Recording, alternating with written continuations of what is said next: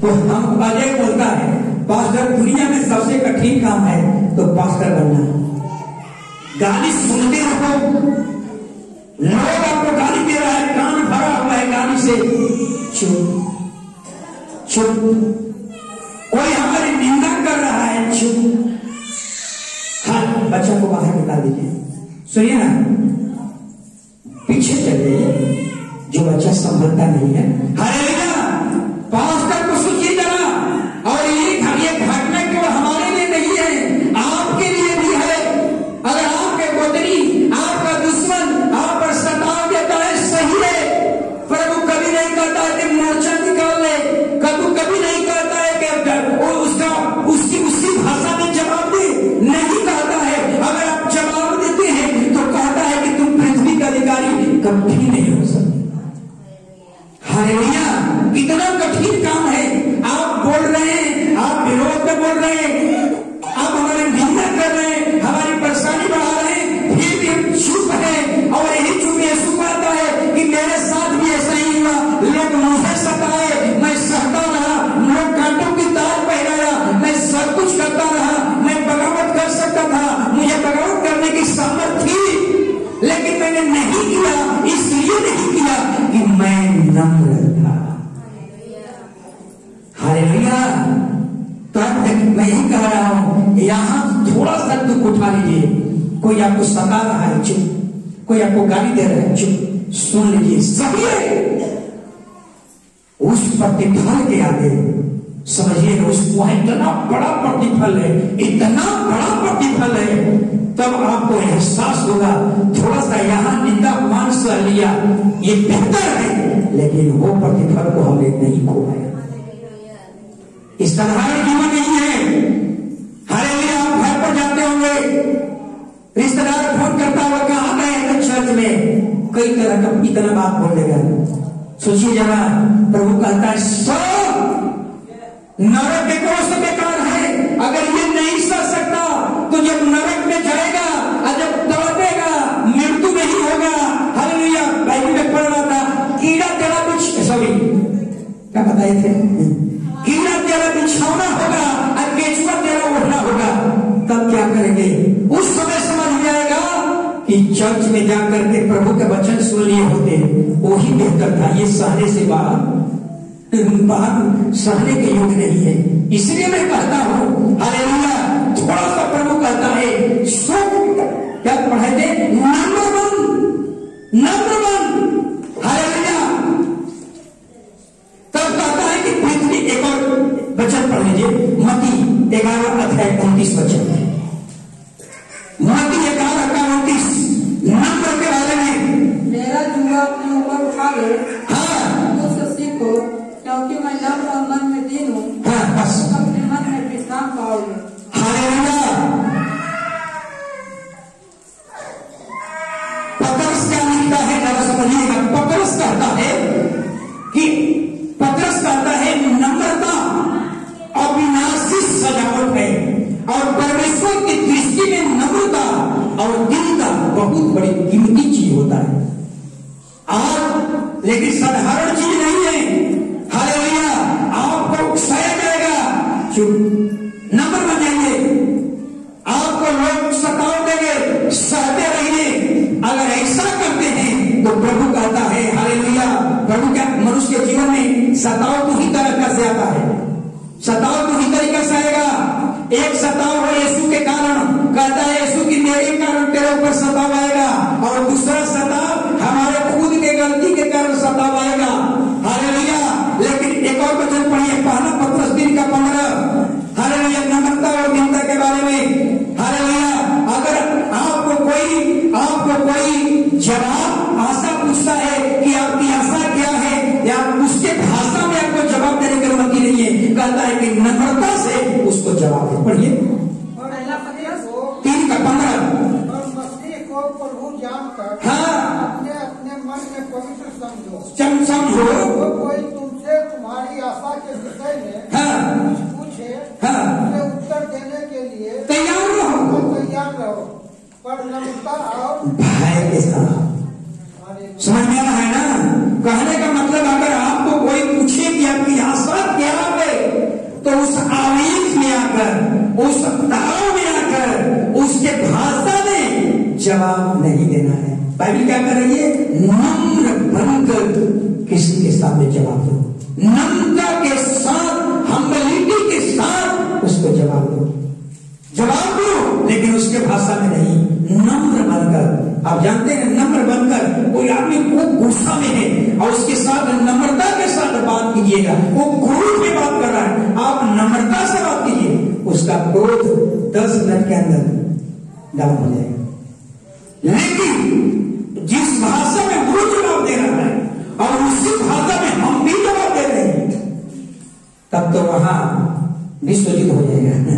Hallelujah, बहुत बड़ा बखेड़ा शुरू हो जाएगा। लेकिन प्रभु का कहता है जवाब दो, लेकिन हम्बिलिटी के साथ, नम्रता के साथ। एक और बात को जरा समझिएगा, यीशु 3 बात बताऊंगा नम्रता के बारे में। यीशु नाजरत नगर में गया, नाजरत उसका घर था। नाजरत, शायद सोचिएगा यीशु एक व्यक्ति नहीं है। यीशु के बारे में समझिए, जो कहता है कि आंधी थम जा, आंधी थम गई। लाजर कब्र से बाहर निकल जा, लाजर कब्र से बाहर निकल गया। वो व्यक्ति जब अपने नगर में गया, नाजरत में गया, तो जानते हैं लोग क्या कहा?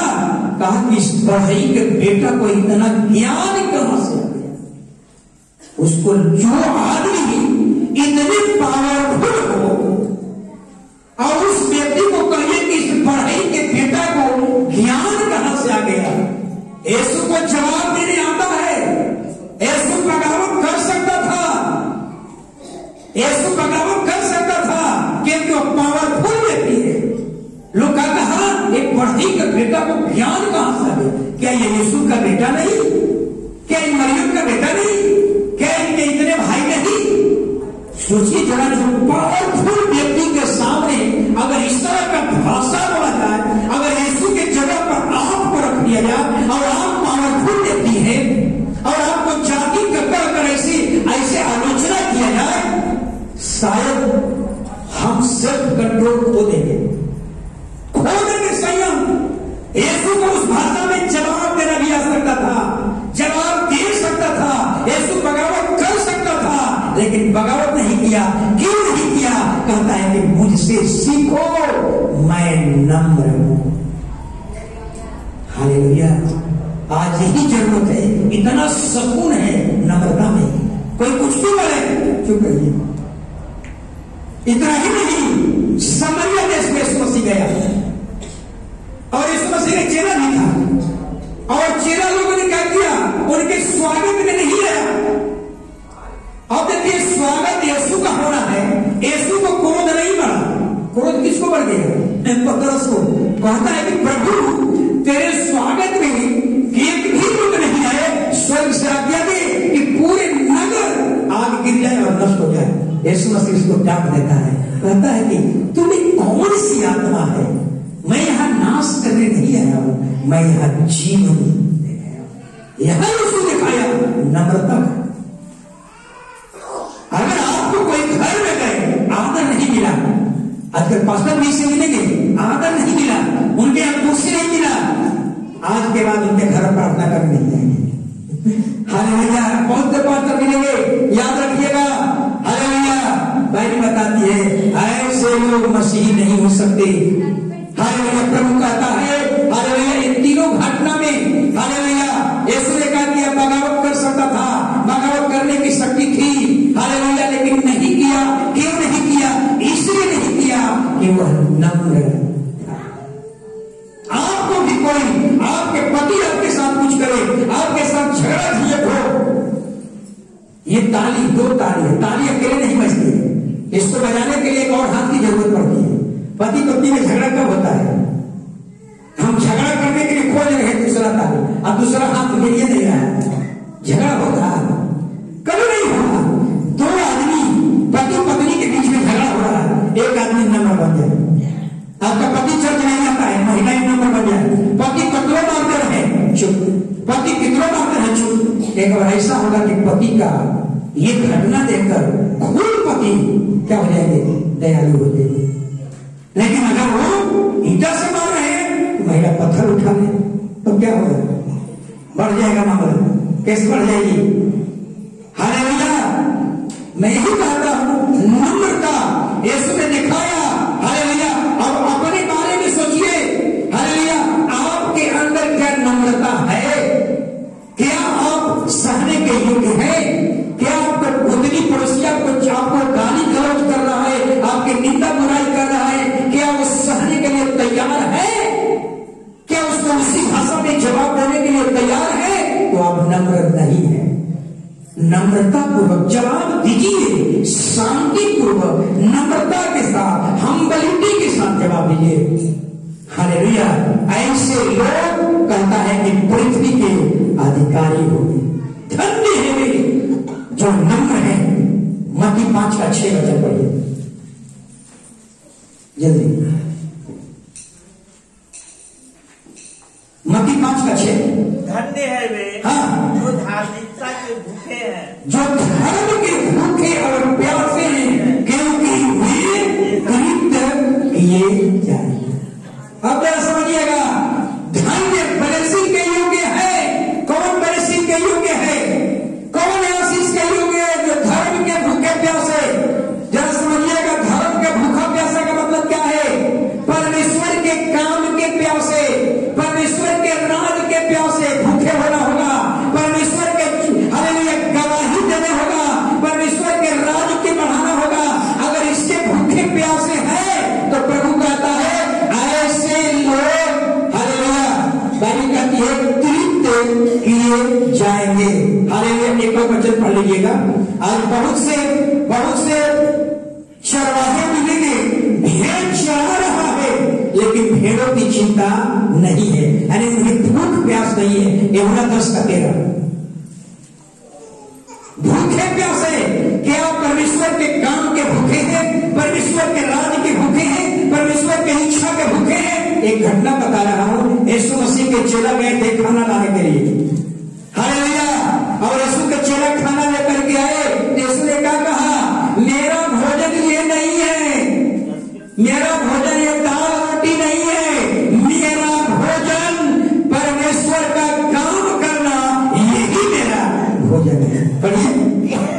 इसलिए भाग जाता है, वह इसलिए भाग जाता है, वह मजदूर है। हाँ। और उसके भेड़ों की चिंता नहीं। समझिए, हमारे जैसा बहुत से सेवक मिलेंगे, बहुत से सेवक मिलेंगे, चरवाही कर रहे हैं। भेड़ है, मैं चरवाहा हूं, गरनिया हूं, आपकी हम सेवा कर रहा हूं। हालेलुया। लेकिन याद रखिए, यीशु मसीह कह रहा है कि हमसे पहले जितना आया वो कोई चरवाहा नहीं था, वो गरनिया नहीं था, हमारी भेड़ों की चिंता नहीं किया। क्यों चिंता नहीं किया? क्योंकि वो मजदूरी पर खप रहा था। अगर उसे भेड़ की चिंता होती तो हमारी भेड़ों की ये दशा नहीं होती। उन्हें भूख और प्यास नहीं था। समझ में आ रहा है? चरवाहा, अगर हम यहाँ हैं, एक अच्छा चरवाहा, अगर आप लोग भेड़ हैं, अगर कोई भेड़िया इस पर छपटे और हम क्या करें? भेड़िया को देकर हम अपना प्राण लेकर भाग जाए, इसका मतलब एक अच्छा चरवाहा नहीं है। इसका मतलब कि हमें अपने भेड़ की भूख और भेड़ की प्यास नहीं है। हर वही सुन रहा है, हालेलुया कर रहा है। ऐसे लोग जो पैसों के लिए भेड़ चला रहे हैं, आज ऐसे बहुत से लोग जो पैसा के लिए भेड़ चला रहे हैं, उनके अंदर भूख प्यास नहीं है। अगर उनके भूख प्यास होगी, हालेलुया, भूख प्यास होगी तो भेड़ों की चिंता करते। इसका बहुत से चरवाहे ऐसे हैं जो केवल पैसा के लिए, इसलिए यीशु कह रहा है वे लोग भाग जाते हैं, भेड़िया को देखकर भाग जाते हैं। आज हमारी भेड़ियों का दुर्दशा हो गया। क्यों दुर्दशा हो गया? क्योंकि वो भेड़िया नहीं था। हालेलुया। हालेलुया। भेड़िया नहीं था। आपको भी पहचानने की जरूरत है कि हमारा जो चरवाही कर रहा है, क्या हम भूखे हैं? क्या वो प्यासे हैं? हालेलुया। यीशु इसी बात को समझा रहा था। हालेलुया। एक और वचन पढ़िए, 2 कोरिन्थियों 11:28। 2 कोरिन्थियों 11:28। अन्य बातों को छोड़कर हाँ। तब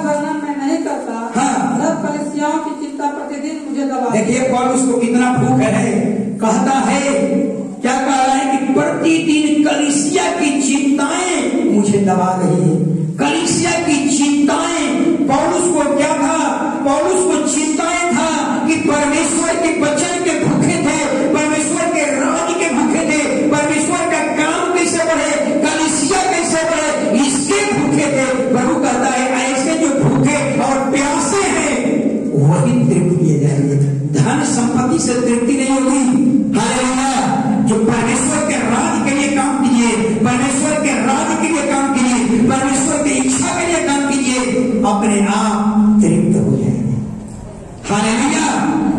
लेकिन आजकल देखा जाए बहुत से परिवार, हालेलुया, उनकी चिंताएं कहां है? अपना कैरियर, अपना शादी,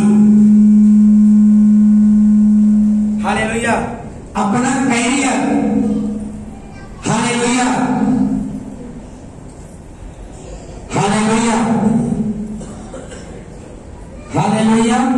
आज बहुत से लोगों के जीवन को देखिए, हालेलुया, उन्हें परमेश्वर के राज की चिंता नहीं है। कलीसिया के इतने लोग आते हैं, परमेश्वर के कार्य की चिंता नहीं है, परमेश्वर के भूखे नहीं है, परमेश्वर के वचन के भूखे नहीं है, परमेश्वर के राज के भूखे नहीं है। बहुत से लोग ऐसा चिंता कर रहा है, मेरा शादी, मेरा विवाह, मेरी पत्नी, मेरे बच्चे, इसकी चिंता में पूरा जीवन भर अपनी चिंता। परमेश्वर कहता है ये चिंता बंद कर, परमेश्वर के राज की चिंता कर, परमेश्वर के वचन की चिंता कर, परमेश्वर के इच्छा की चिंता कर, तृप्त किए जाओगे। हालेलुया। एक घटना बता रहा हूं। मनुष्य के जीवन में 3 स्टेज आता है, 3 फेज। याद रखिएगा, हर एक परिवार, हर एक स्त्री हो, पुरुष हो, उसके जीवन में 3 जो है पड़ाव है। एक पड़ाव क्या है? बचपन, जवानी और बुढ़ापा। ये सुनेंगे हम लोग। हालेलुया। मनुष्य के जीवन में 3 तो पड़ाव है, 3 फेज है। तीनों फेज में पहले सुन लीजिए क्या है? बचपन, जवानी और बुढ़ापा। इन तीनों फेज में जानते हैं कौन महत्वपूर्ण है? एक बचपन और बचपन का मतलब बुढ़ापा। एक बचपन और बचपन मायने नहीं रखता, इस पर अवार्ड नहीं है, इस पर रिवॉर्ड नहीं है। सोचिए जरा, इस पर अवार्ड नहीं है। मनुष्य के जीवन में जो 20 वर्ष से लेकर 50 वर्ष के बीच का जो उम्र होता है, बहुत अनमोल उम्र होता है। हालेलुया। अगर 20 से लेकर 50 के बीच में अपने आप को सेल्फ कंट्रोल कर लिया तो समझ लीजिए यही उम्र में आपके लिए रिवार्ड है, अवार्ड है, प्रतिफल है। अगर इसको अपने नहीं संभाल पाए तो समझिए आपका पूरा लाइफ खत्म। हालेलुया। इसलिए मनुष्य के जीवन में जो 3 फेज है, 3 फेज में जो पिछला फेज है, हालेलुया, उस बनने और बिगड़ने का समय है। लेकिन जितना अवार्ड प्राप्त करना है, जितना प्रतिफल प्राप्त करना है, जितना रिवार्ड लेना है, ये सारा रिवार्ड कब है? 20 और 50 के बीच में। अगर इस उम्र को सब कंट्रोल कर लिया, इस उम्र में अगर परमेश्वर के साथ, परमेश्वर के भूखे और प्यासे बन गए तो समझ लीजिए जीवन में बहुत बड़ा प्रतिफल ऐसे तृप्त होंगे जो कभी सोचे भी नहीं होंगे। इसलिए मनुष्य के जीवन में 3 फेज में सबसे बड़ा फेज है बीच वाला, लड़कपन, बचपन और बचपन। इसको भूल जाइए। बीच वाला फेज जो अपने आप को संभाल लिया, कंट्रोल कर लिया, परमेश्वर के साथ रिश्ते बन गए, परमेश्वर के भूखे प्यासे बन गए, परमेश्वर के राज के लिए चिंता करने लगे, ऐसे में ही उसको इसी उम्र में बड़े अवार्ड से हम प्राप्त, बड़े अवार्ड, रिवार्ड, प्रतिफल चीज को प्राप्त कर सकते। लास्ट एक और वचन पढ़िए आगे। मत्ती सुसमाचार 5:7 धन है वे जो दयावंत हैं, हाँ, पर दया की जाए, उस पर दया की जाएगी। जरा सोचिए, हमारे ऊपर दया क्यों नहीं की जा रही है? जरा समझिए, ये नदी है, ये नदी है और ये नदी में उधर से पानी आ रहा है ऊपर से, और यहाँ हम बंद कर देते हैं तो ऊपर से आना क्या हो जाता है? बंद हो जाता है। यही हमारे आपके जीवन में है। हम दया किसी पर करना ही नहीं चाहते, इसको बंद कर देते हैं, ऊपर से आना क्या हो गया? बंद हो गया। जब इसको हम बहने देते हैं दया तो ऊपर से आते रहता है, लेकिन जब ही यहाँ होता है हम बंद कर देते हैं। हम दूसरे पर दया ही नहीं करना चाहते, हम दूसरे पर तरस ही नहीं खाना चाहते,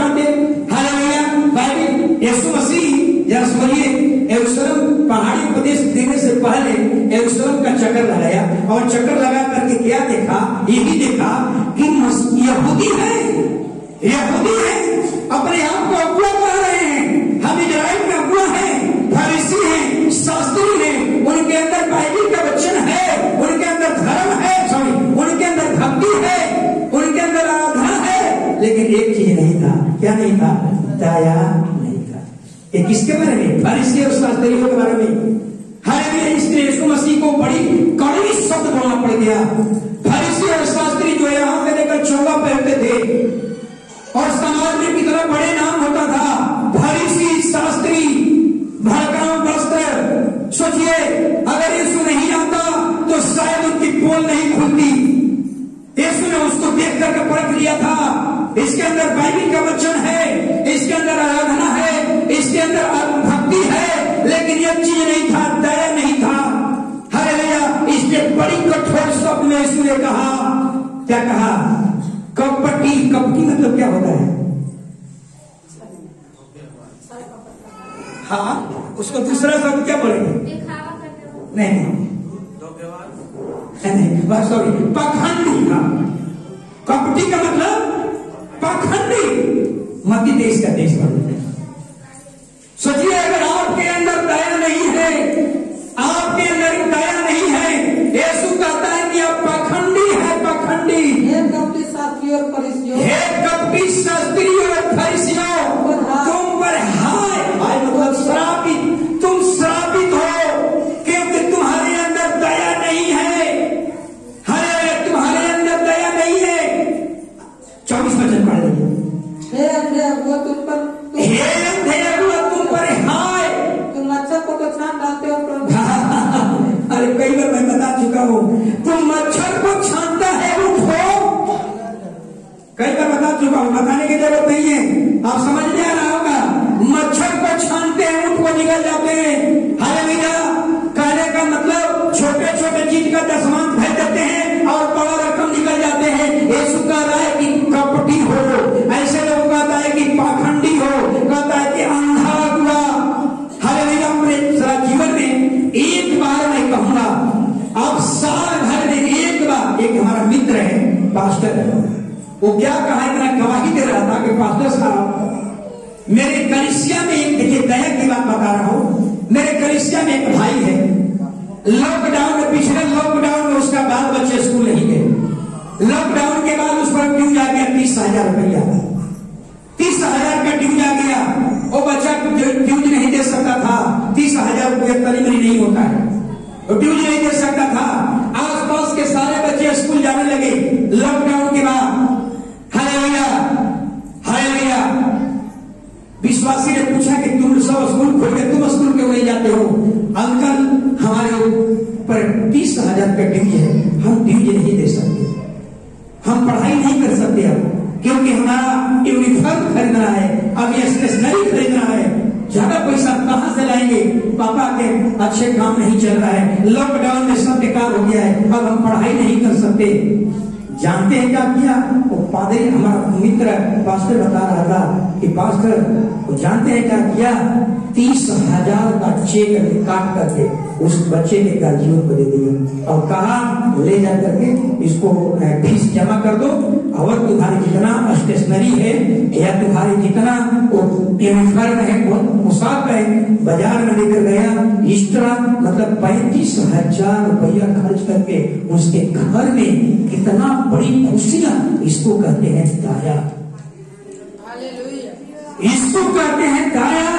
और एक बार साल भर में हमारे कलीसिया में बहुत से ऐसे परिवार है, एक बार साल भर में निर्णय कर ले कि हमें दया करना है, एक गरीब परिवार को चुन ले, जितना खुशियां उसके घर में आएगी उससे कई गुना बढ़कर यहाँ खुशी होगा, यहाँ खुशी होगा। एक बार कर करके देख लो।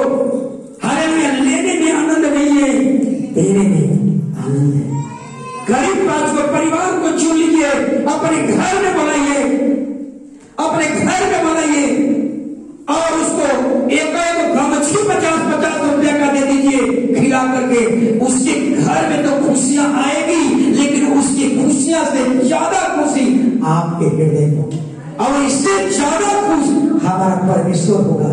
ऐसे लोगों को ढूंढ रहा जो दया करने वाले लोग।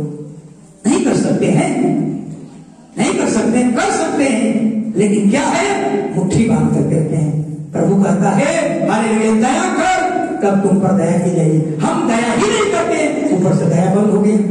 हम जब गरीबों को मदद नहीं कर सकते हैं, संगति करते हैं, लेकिन हम कहते हैं कि दूसरे को नहीं। कलीसिया परिवार में बहुत से ऐसे लोग हैं हालेलुया जिनकी स्थिति बढ़िया नहीं है।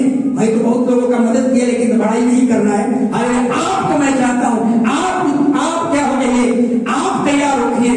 क्रिसमस आ रहा है, इसके पहले कुछ परिवार को, जैसे पिछला बार नीलम बहन ने 10 को कम्बल बंटवाया। इसके पहले मैं काम करता था, लेकिन नीलम बहन ने कहा पास्टर साहब इस बार हम काम करेंगे। हमने कहा बहुत अच्छा नहीं, ये बोझ मैं आज हर साल किसी न किसी को मैं देता हूँ। क्रिसमस में पूरा दिसंबर मेरी बोझ होता है, उस परिवार को देना है प्रभु जिसको अगुवाई करता है। ये है दया। वो सोचिए वो भाई हालेलुया, उस घर में, उस घर का टूटा हुआ प्यार, उस घर का खुशियां उड़ गई थी, वो घर का खुशियां खत्म हो गई थी, लेकिन उस भाई ने 30,000 का चेक दिया और कहा बच्चा जाओ कल से तुम स्कूल जाना। और सोचिए उसका घर पूरा, समझिए कितना खुशी से झूम उठा। मैं ही कहता हूं उससे ज्यादा खुशी 6 महीना तक यहां बना रहता है। मदद करने वाला बने, इसको कहते हैं दया। संसार के समान नहीं, हम दूसरे को नहीं कर सकते। हमारा अगर गोदनी का बच्चा कमजोर है, हमारे पड़ोसिया हमारे कोई कमजोर है, गरीबी में है, उसकी दशा अच्छा नहीं है, स्थिति उसको अच्छा नहीं है, हम प्रार्थना करें उसके लिए और कुछ उसको सहयोग करें। ये दिखाने के लिए नहीं, कभी बताने की जरूरत नहीं है, आप उसको मदद कीजिए। इसको कहते हैं दया। अगर इस तरह का अगर हम सारे लोग निर्णय कर लें तो हम मोकामा के गरीबी को बांट सकते हैं। अपने बराबर को नहीं, लेकिन कंधा के तो बराबर ला सकते हैं। हालेलुया, ये सोच लीजिए, ये आपका पैसा नहीं है। आप नंगा आए थे, आप कुछ भी लेकर नहीं आए थे। ये धरती परमेश्वर का है, सब कुछ यहाँ मिला, आप परमेश्वर का पैसा है, उसका कुछ भाग गरीबों को दो। इसलिए उसने कह दिया, हालेलुया, क्या कहा, तुम परमेश्वर का भाग खा जाते हो। क्या तुम दूसरे पर दया करोगे? क्या तुम गरीबों की आवाज बनोगे? क्या तुम्हारे दरवाजे पर कोई चिल्लाते रहेगा? क्या तुम उसको सुनोगे? कभी तुम उस पर दया नहीं कर सकते। हालेलुया, ये है मसीह जी। ईश्वर से प्रेम करने का मतलब नहीं होता है ये दयालु बन जाए। आपके दरवाजे पर सामने रास्ता में जा रहे हैं, अगर कोई तड़प रहा है हालेलुया, और उस देख करके आंख बंद करके चल जाए, ये मसीही जीवन नहीं है। मसीही जीवन का मतलब होता है दया। दया कीजिए, दया कीजिए। और स्वर में कहता है हालेलुया कि धन्य है वे जो दयावंत है, उन्हीं पर दया की जाएगी। हम पर परमेश्वर दया नहीं कर पा रहा है। क्यों नहीं कर रहा है? हम खुद दूसरे पर दया नहीं कर पाते। खड़े हो जाए। धन्यवाद के साथ